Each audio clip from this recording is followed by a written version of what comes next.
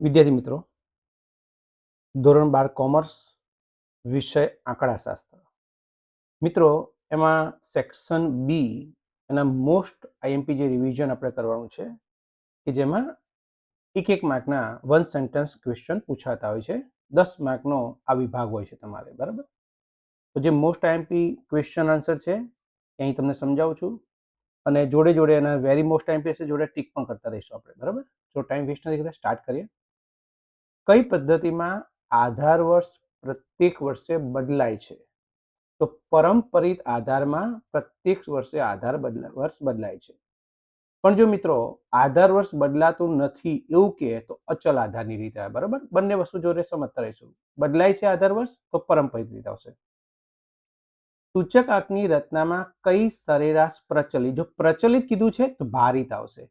પણ જો આદર્શ કે મિત્રો ધ્યાન રાખજો, આદર્શ સરેરાશ કે તો ગુણોત્તર મધ્યક આવશે, બરાબર? ધ્યાનથી સમજો. આદર્શ કે તો ગુણોત્તર મધ્યક આવશે મિત્રો, બરાબર? સમજો વ્યવસ્થિત. સ્પષ્ટ ભાર આપવાની બે પ્રચલિત રીત કઈ છે? તે કુલ ખર્ચની રીત છે અને કૌટુંબિક અંદાજપત્રની રીત છે.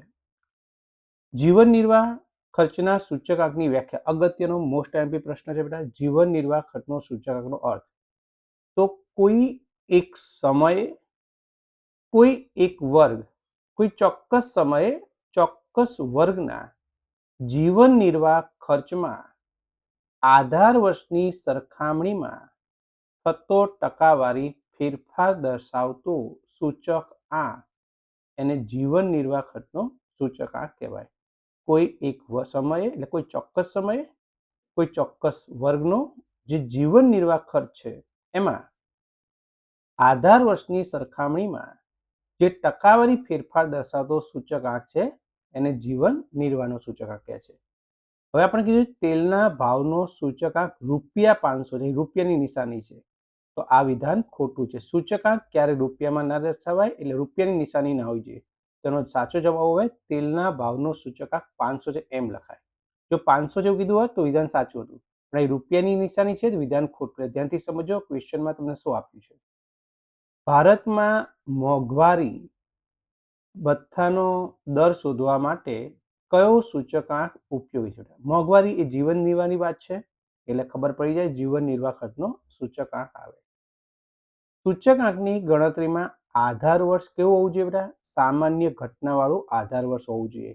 સામાન્ય ઘટનામાં કેવું એટલે તો પૂર છે, દુષ્કાળ છે, ધરતીકંપ છે, આવી કુદરતી આફતો છે, ફુગાવો, મંદી જેવી આર્થિક અસરો અને હડતાલ, યુદ્ધ જેવી રાજકીય ઘટનાઓથી મુક્ત હોવું જોઈએ. ઇન શોર્ટ, સામાન્ય ઘટનાવાળું વર્ષ હોવું જોઈએ. પછી આમાંથી 2-3 જે શબ્દ યાદ રાખે આવતા હોય યાદ રાખી લેવાના બધા.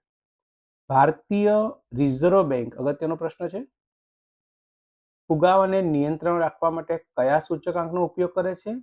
તો ભારતીય રિઝર્વ બેંક ફુગાવાને નિયંત્રણમાં રાખવા માટે જથ્થાબંધ ભાવના સૂચકાંકનો ઉપયોગ કરે છે. એક આ વ્યાખ્યા પણ અગત્યની હતી. આધાર વર્ષ કેવું જોઈએ? આધાર વર્ષ એટલે શું, બરાબર?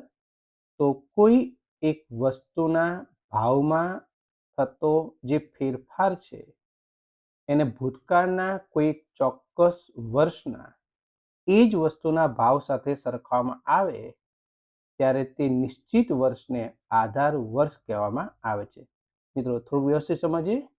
કોઈ એક વસ્તુના ભાવમાં જે ફેરફાર થાય છે એ ફેરફારને ભૂતકાળના કોઈ ચોક્કસ વર્ષના એ જ વસ્તુના ભાવ સાથે સરખાવવામાં આવે તો જે વર્ષ સાથે સરખામણી કરીએ છીએ એ વર્ષને આપણે આધાર વર્ષ કહીએ છીએ. ગર્ભિત ભાર કોને કહેવાય? તો જે ભાર સંખ્યામાં દર્શાવી શકાતો નથી પણ વસ્તુની પસંદગીમાં પરોક્ષ રીતે નક્કી થાય છે એને ગર્ભિત ભાર કહે છે. અગત્યનો પ્રશ્ન બેટા આવ્યો. સૂચક આંકના અગત્યના મૂળભૂત પરીક્ષણના નામ. તો 2 પરીક્ષણ છે, સમય વિપર્યાસ પરીક્ષણ, પદ વિપર્યાસ. અગત્યનો પ્રશ્ન છે. ભાર એટલે શું? વસ્તુને તેના મહત્વના પ્રમાણમાં આપવામાં આવતા અગત્યના આંકને એ વસ્તુનો ભાર કહે. જે વસ્તુનું જેટલું મહત્વ છે એ પ્રમાણે એને આંક આપવામાં આવે છે એને આપણે ભાર કહીએ છીએ. સૂચક આંકની વ્યાખ્યા, અગત્યનો પ્રશ્ન કહી શકાય બેટા. સૂચક આંક એટલે શું? તો સૂચક આંક એટલે કોઈપણ ચલની કિંમતમાં કોઈ નિશ્ચિત સમયની તે ચલની કિંમતમાં થતો સાપેક્ષ ટકારી ફેરફાર એટલે સૂચકાંક. કોઈપણ ચલની કિંમતમાં કોઈ નિશ્ચિત સમયની તે જ ચલની કિંમતમાં થતો સાપેક્ષ ટકારી ફેરફાર. ફુગાવાનો દર શોધવાનું સૂત્ર શું છે મિત્રો? અગત્યનો પ્રશ્ન છે બેટા, દાખલા માટે પણ કામમાં આવશે, ધ્યાન આપજો. તો ચાલુ વર્ષનો જથ્થાબંધ ભાવનો સૂચકાંક માઇનસ અગાઉના વર્ષના જથ્થાબંધ ભાવનો સૂચકાંક ગુણ્યા 100 અને આખા આ જે પદ છે એના છેદમાં અગાઉના વર્ષનો જથ્થાબંધ ભાવનો સૂચકાંક. ફરી વાર સમજી લેજો. ચાલુ વર્ષનો જથ્થાબંધ ભાવનો સૂચકાંક માઇનસ અગાઉના વર્ષના જથ્થાબંધ ભાવનો સૂચકાંક અને આ જે પદ છે એના છેદમાં અગાઉના વર્ષનો જથ્થાબંધ ભાવનો સૂચકાંક અને પછી ગુણ્યા 100 કરવાનું છે. બરાબર. અચલ આધાર અને પરંપરિત આધારનો મુખ્ય તફાવત વિભાગ સીમાં પણ 2 માર્કમાં પૂછાઈ શકે બેટા.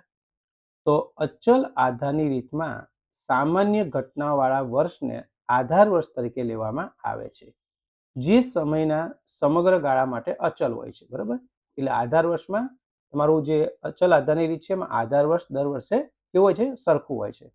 પણ પરંપરિત રીતમાં જે વર્ષનો સૂચકાંક શોધવાનો હોય એની અગાઉના વર્ષને આપણે આધાર વર્ષ તરીકે લઈએ છીએ, એટલે એમાં આધાર વર્ષ બદલાતું રહે છે. બરાબર. સૂચકાંક કેવું માપ છે? તો સહસંબંધાંક કેવું માપ છે? તો સહસંબંધાંક એકમ રહિત માપ છે, એટલે એને નિરપેક્ષ માપ છે એમ કહી શકાય. આ અગત્યનો શબ્દ યાદ રાખજો બેટા, સહસંબંધાંક એ નિરપેક્ષ માપ છે. સહસંબંધના અભ્યાસની રીતો તમને ખબર છે, દાખલા આપણે ગણીએ છીએ 3 રીતો છે. એક વિકર્ણ આકૃતિની રીત, એક કાર્લ પિયર્સનની ગુણન પ્રઘાતની રીત અને બીજું છે પ્રોફેસર ચાર્લ્સ સ્પીયરમેનની ક્રમાંક સહસંબંધાંકની રીત. સહસંબંધના પ્રકાર 2 છે, ધન સંબંધ અને ઋણ સહસંબંધ. અને ધન સહસંબંધ એના 2 પ્રકાર છે, સંપૂર્ણ ધન સહસંબંધ, અંશતઃ ધન સહસંબંધ. અને ઋણ સહસંબંધ એના બીજા 2 પ્રકાર છે, સંપૂર્ણ ઋણ સહસંબંધ અને અંશતઃ ઋણ સહસંબંધ. સહસંબંધના અભ્યાસ માટે કઈ પૂર્વધારણા પ્રથમથી જ લેવાય છે? અગત્યનો પ્રશ્ન છે બેટા. તો 2 ચલ વચ્ચે પ્રત્યક્ષ અથવા પરોક્ષ કાર્ય કારણનો સંબંધ છે. મિત્રો, કાર્ય એટલે પરિણામ અને કારણ એટલે કારણ. કારણ પરિણામનો એટલે કાર્ય કારણનો સંબંધ છે. 2 ચલ વચ્ચે પ્રત્યક્ષ અથવા પરોક્ષ કાર્ય કારણનો સંબંધ છે. બરાબર. આ શબ્દ યાદ રાખજો ખાસ. સહસંબંધનું માપ સૌપ્રથમ કયા આંકડા સાથે સૂચવે? એમસીક્યુમાં પણ પૂછાઈ શકે. Professor Karl Pearson. મિત્રો, -1 r <1 નું અર્થઘટન પરીક્ષામાં પૂછાય. બરાબર, ધ્યાનથી સમજો. તો આનો મતલબ એ થયો કે સહસંબંધાંક જે r છે એનો વિસ્તાર -1 થી +1 ની વચ્ચે આવે છે. એનો મતલબ એ થયો કે આ સહસંબંધક r નો જવાબ હંમેશા 1 અથવા 1 થી નાનો હોય.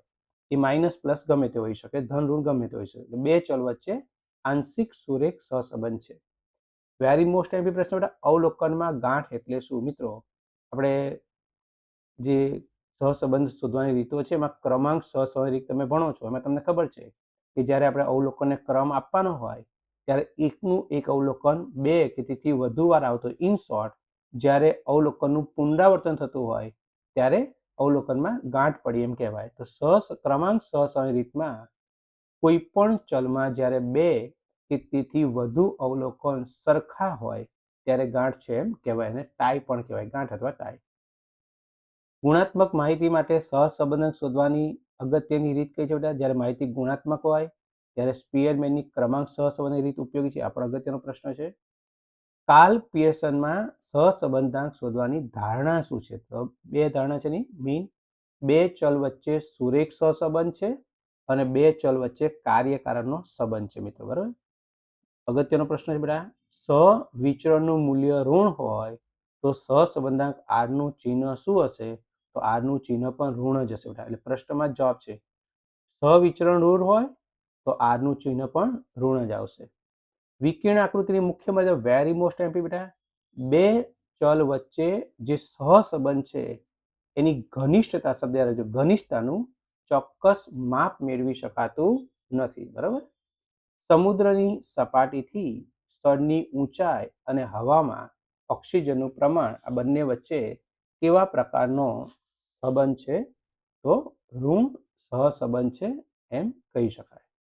જીવન વીમાની કોઈ એક યોજના હેઠળ વીમો ઉતારતી વખતે પુખ્ત વયની વ્યક્તિની ઉંમર અને જીવન વીમાનું પ્રીમિયમ આ બંને વચ્ચે કેવા પ્રકારનો સંબંધ છે? ધન સહ. જેમ ઉંમર વધારે એમ પ્રીમિયમ વધારે, એટલે બે વચ્ચે સીધો સંબંધ, એટલે ધન સહસંબંધ. સહસંબંધાંકની વ્યાખ્યા આપો, વેરી મોસ્ટ આઈએમપી. તો બે ચલ એક્સ અને વાય વચ્ચેના સુરેખ સહસંબંધી ઘનિષ્ઠતાના માપને સહસંબંધાંક કહે છે. બે ચલ, જે એક ચલ એક્સ અને બીજો ચલ વાય છે, આ બંને ચલ વચ્ચે સહસંબંધની જે ઘનિષ્ઠતા છે એનું માપ, એને સહસંબંધાંક કહેવાય, જેને સંકેતમાં આપણે આર વડે દર્શાવીએ છીએ અને એનું મૂલ્ય -1 થી +1ની વચ્ચે હોય છે. નિયત સંબંધાંક શેના પરિવર્તનથી સ્વતંત્ર છે? અગત્યનો પ્રશ્ન છે બેટા.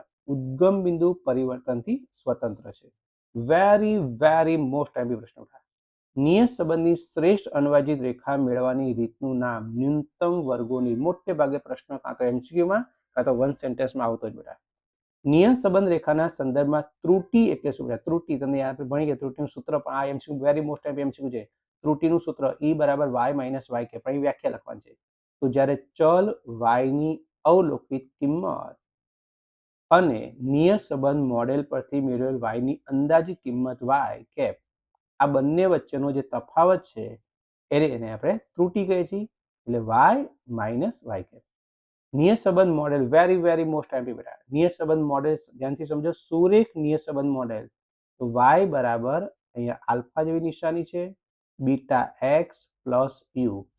આલ્ફા અને બીટા એ અચળાંક છે, યુ એ વિપેક્ષ ચલ છે. નિયત સંબંધાંકની વ્યાખ્યા બેટા, જો સુરેખ નિયત સંબંધ મોડેલ કહે તો આ સૂત્ર છે, પણ નિયત સંબંધાંકનું મોડેલ કહે તો આ સૂત્ર. ધ્યાન રાખજો બે બેટા, મોડેલ પણ પૂછાતું હોય છે.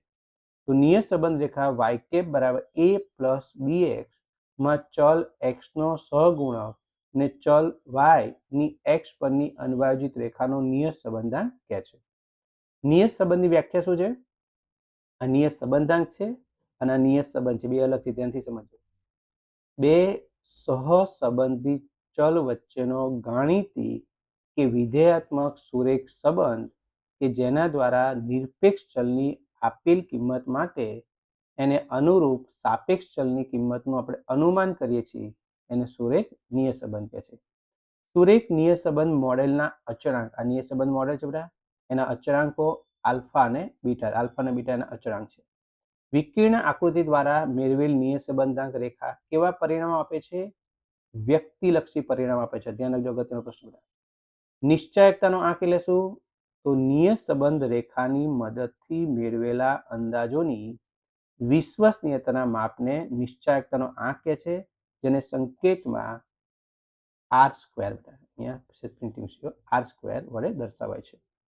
શ્રેષ્ઠ અન્વાજિત રેખા એટલે શું? તો વિકર્ણ આકૃતિ પરના બિંદુઓની નજીકથી પસાર થતી શક્ય તમામ રેખાઓમાં જે રેખા માટે અન્વાયોજન ત્રુટિ E y - y કેપ ના વર્ગોનો સરવાળો ન્યૂનતમ થાય એને શ્રેષ્ઠ અન્વાયોજિત રેખા કહે છે. નિયત સંબંધ રેખા y કેપ બરાબર a પ્લસ bx માં અચળાંકો ને શું કહે છે? અચળાંક a અને b. તો બેટા અચળાંક a છે, અચળાંક a એને અંતઃખંડ કહે છે, અને બી છે એ નિયત સંબંધ રેખાનો ઢાળ છે. અચળાંક એ ને નિયત સંબંધ રેખાનો અંતઃખંડ કહે છે અને બી છે એને નિયત સંબંધ રેખાનો ઢાળ કહે છે. આ બે અચળાંક. નિશ્ચાયકતાના આંક ની કિંમતનો અંતરાલ શું છે? એટલે નિશ્ચાયકતાનો આંક R² ની કિંમતનો અંતરાલ 0 થી 1 ની વચ્ચે છે. બરાબર. નેક્સ્ટ બેટા, માપના પરિવર્તનથી જો x અને y બંને ચલની કિંમતો બમણી કરવામાં આવે તો નિયત સંબંધાંક બદલાશે. બેટા બે નિયત x અને y બંનેને 2 વડે ગુણીએ તો એના પરિણામો છે એ બદલાતા નથી. તમારે આ જ લખવાનું છે, તો ખાલી સમજણ માટે છે, બદલાશે નહીં. જો કોઈ નિદર્શ બિંદુ અન્વાજિત રેખા પર પડતું હોય તો ત્રુટિની કિંમત કેવી છે? જો કોઈ નિદર્શ બિંદુ રેખા પર જ પડતું હોય તો ત્રુટિની કિંમત 0 હશે. નિયત સંબંધાંક શેના પરિવર્તનથી સ્વતંત્ર નથી? તો માપના પરિવર્તનથી સ્વતંત્ર નથી. સામયિક શ્રેણીનું પૃથ્થકરણ એટલે શું? તો સામયિક શ્રેણીના જુદા જુદા લક્ષણોનું અનુમાન મેળવવાની પદ્ધતિ. બહુ સિમ્પલ પ્રશ્ન. સામયિક શ્રેણીના જુદા જુદા એટલે વિવિધ લક્ષણોનું અનુમાન મેળવવાની પદ્ધતિને સામયિક શ્રેણીનું પૃથ્થકરણ કહે છે. અગત્યનો પ્રશ્ન છે, દીર્ઘકાલીન ઘટકનું બીજું નામ શું છે? વલણ. સામયિક શ્રેણીના મહત્વના અંગો, વેરી આઈએમપી મોસ્ટ આઈએમપી પ્રશ્નો, સમય ટી, ચલ રાશિ વાય, જેને આપણે વાય ટી કહીએ છીએ, સામયિક શ્રેણીના મહત્વના અંગો છે. અલ્પકાલીન વધઘટના પ્રકાર, મોસમી વધઘટ, ચક્રીય વધઘટ, યાદચ્છિક અલ્પકાલીન વધઘટ, બરાબર, યાદચ્છિક વધઘટ, અલ્પકાલીન વધઘટ. સામયિક શ્રેણીનું મુખ્ય લક્ષણ કયું છે? તો સામયિક શ્રેણીમાં સમય ટી એ અસતત ચલ છે, પણ એની ચલ રાશિ વાય ટી એ અસતત ચલ અથવા સતત ચલ હોઈ શકે. સમજો, ટી અસતત છે પણ ચલ રાશિ વાય ટી એ અસતત અથવા સતત હોઈ શકે. સામયિક શ્રેણી એટલે શું? તો નિયત સમયે લેવામાં આવેલા અવલોકનના સમૂહને સામયિક શ્રેણી કહે છે. બીજા શબ્દોમાં કહીએ તો એમ પણ કહેવાય કે કોઈ બાબતના અભ્યાસ માટે એકત્રિત કરેલ સમય આધારિત માહિતી એને સામયિક શ્રેણી કહે છે. સામયિક શ્રેણીના કયા ઘટકને અલ્પકાલીન વધઘટ સાથે ચલમાં અલ્પકાલીન વધઘટ થાય છે? તો મોસમી ઘટક અને ચક્રીય ઘટકને લીધે ચલમાં અલ્પકાલીન વધઘટ થાય છે. અગત્યનો પ્રશ્ન બેટા, ચક્રીય ઘટકને કયા સંખ્યાથી દર્શાવે છે? સીટી. સામયિક શ્રેણીમાં વલણ માપવાની રીતો, આલેખની રીત, ન્યૂનતમ વર્ગોની રીત અને ચલિત સરેરાશની રીત. ચોથું ચેપ્ટર છે આપણે બેટા ભાગ 1માં 3 રીતના દાખલા છે, બરાબર. આલેખની રીત, ન્યૂનતમ વર્ગોની રીત અને ચલિત સરેરાશ. 1 વર્ષથી ઓછા સમયમાં પુનરાવર્તન થતી હોય એવી વધઘટો કયા ઘટકની અસર દર્શાવે છે? મોસમી ઘટક. અગત્યનો પ્રશ્ન. સામયિક શ્રેણીના ઘટકોનું નામ, વેરી વેરી મોસ્ટ આઈએમપી. દીર્ઘકાલીન ઘટક અથવાનું નામ છે વલણ. મોસમી ઘટક, ચક્રીય ઘટક, યાદચ્છિક અથવા તો અનિયમિત ઘટક. વલણ શોધવા માટે ચલિત સરેરાશની રીત ક્યારે ઉપયોગી છે? Very IMP most. ટૂંકા ગાળાની વધઘટોની અસર દૂર કરીને વલણ શોધવાનું હોય ત્યારે આ ચલિત સરેરાશની રીત ઉપયોગી છે. ખેતીની પેદાશ કે ઔદ્યોગિક ઉત્પાદનના વલણ જાણવા માટે કેટલા વર્ષનો સમયગાળો લેવો પડે? 10 થી 15 વર્ષનો મિત્રો, બરાબર. અને સામયિક શ્રેણીનું યોગનીય મોડેલ, વેરી મોસ્ટ આઈએમપી, 2 માર્કમાં વિભાગ સીમાં પૂછાય. સામયિક શ્રેણીનું યોગનીય મોડેલ કહેતો વાયટી બરાબર TT plus ST plus CT plus RT, બરાબર. જ્યાં આપણે